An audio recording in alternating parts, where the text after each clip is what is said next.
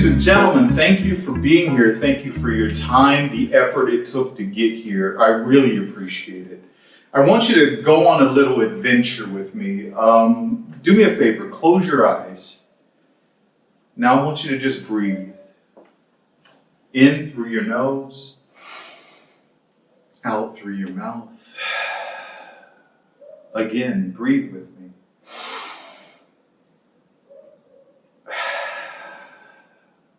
Keep your eyes closed. Think about your breath. Focus on your breath. Now I want you to picture yourself walking in a forest. All by yourself, all alone. You're just walking in this forest. And as you're walking, the forest is becoming more dense. Just thicker and thicker. You can't see through anything. Nothing but trees. All alone. As you're walking, as you're breathing, as you notice that you're totally isolated, you see in front of you a black hole.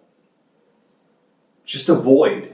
Nothing in front of you but black. Deep, dense, dark void. You can't help but to keep walking. Keep breathing with me, in through your nose, out through your mouth. You're walking towards this black hole and it's getting kind of terrifying. You're anxious, you're nervous, you don't know what's in front of you. You don't know why you can't stop walking towards this black hole in front of you. As you're walking, you notice how totally isolated you feel, how alone you feel.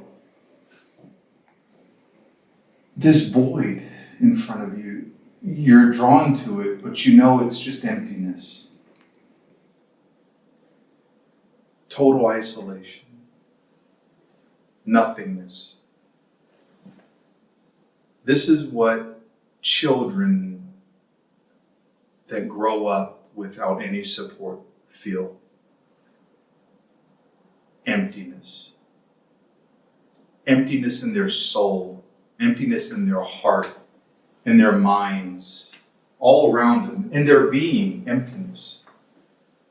Ladies and gentlemen, go on and open up your eyes. I just wanted to take you through a little adventure so you can relate to what I'm about to talk about, so you can understand and empathize a little bit with the young men and young women that are facing this emptiness all alone. It's so unfortunate that our reality is this.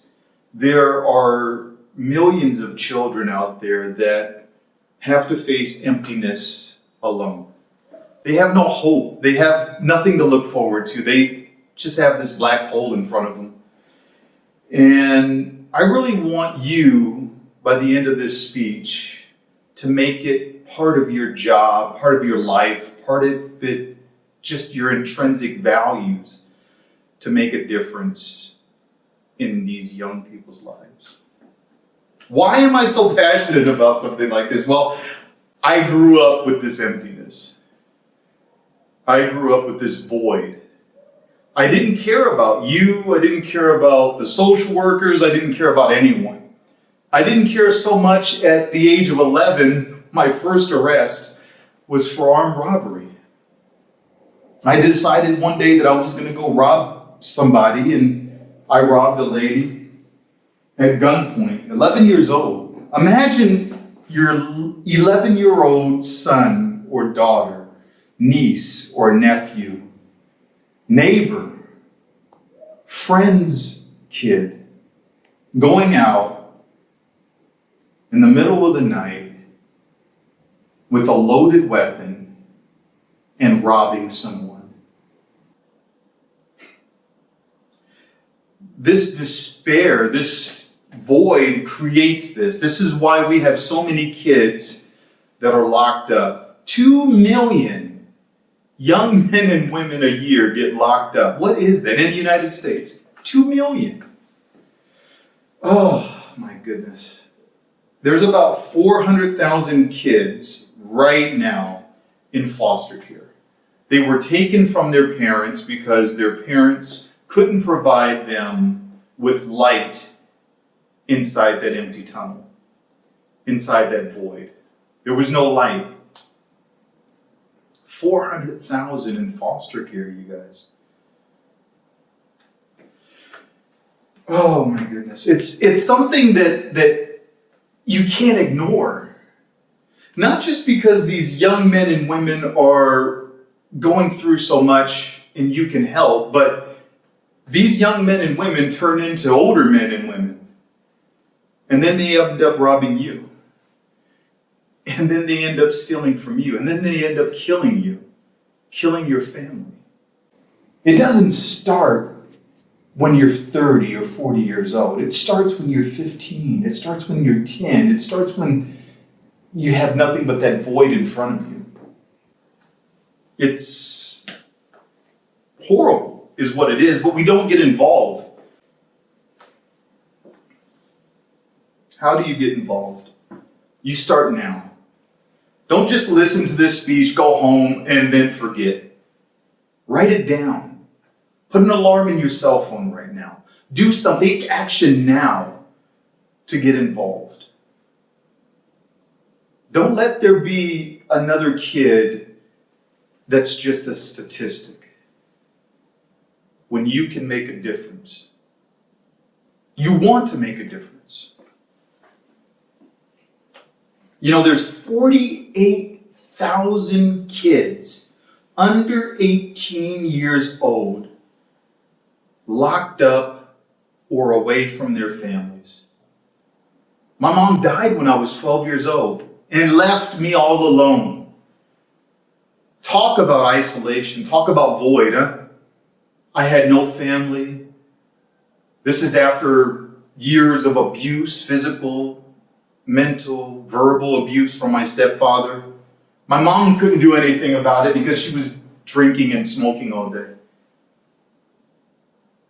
So I was alone. Of course I'd go rob somebody. Why wouldn't I? I had nothing else. I had no one. And when she passed away, that left such a void. That created such a darkness. I didn't care about people. I didn't care about you. I didn't care about social workers, foster parents, group home staff. I didn't care about anyone because no one could relate. That's why I have a program to teach people that are working with at-risk youth how to relate, how to connect, how to make a difference. It's important. How do you make a difference? Right now, sitting here, how do you make a difference? I said it. Put a reminder in your cell phone right now. Label it whatever you want. But tomorrow you need to get up and make a difference. You can donate to the hundreds of thousands of organizations that are helping at-risk youth. You can get out of your house and get involved. You can go do something. It's all up to you. Take a group of people with you. Go down to the local boys club. Go down to the local big brothers, big sisters, and get involved. Volunteer your time, your heart, your soul, your energy. That makes a difference. Of course, your money for these programs, if you volunteer or donate your money, they make a difference. It makes a difference. But to really, really, really bring it to a different level, if you have it inside of your heart, go physically make a difference in someone's life. I'll tell you a quick story. I've been in this industry of helping young men and young women for almost 30 years now, about 25 actually. And I had one of my first adventures was me volunteering for Big Brothers and Big Sisters. And I had this young man named Marcel. And Marcel, he was from a single parent home. His mom was raising him by herself, and she decided she really needed a mentor. She really needed someone to get involved in Marcel's life. And I was chosen to be that person, and it was not just a rewarding experience for Marcel, but it was a rewarding experience for me. It was one of the first times that I really was able to get involved with a young man and be able to mentor him and show him that there are other people out there that care.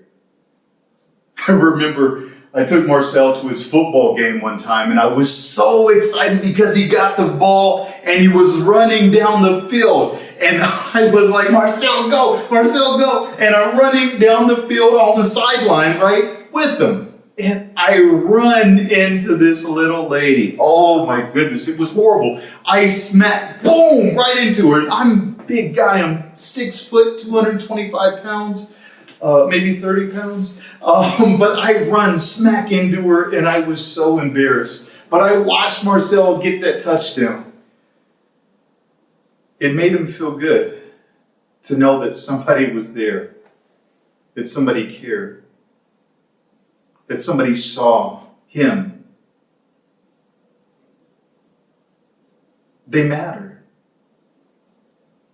Our young men and our young women matter.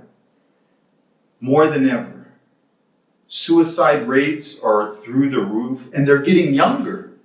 Kids are committing suicide at a younger age. Cyberbullying. You have to get involved. You have to do something. I encourage you, please, right now, make a note, set a reminder, create an alarm, and tomorrow, go do something. Thank you very much for being here. Thank you for letting me share my story. Thank you for letting me inspire you, because that's the whole goal here, is for me to inspire you to take action. I don't want you to just listen. I want you to do.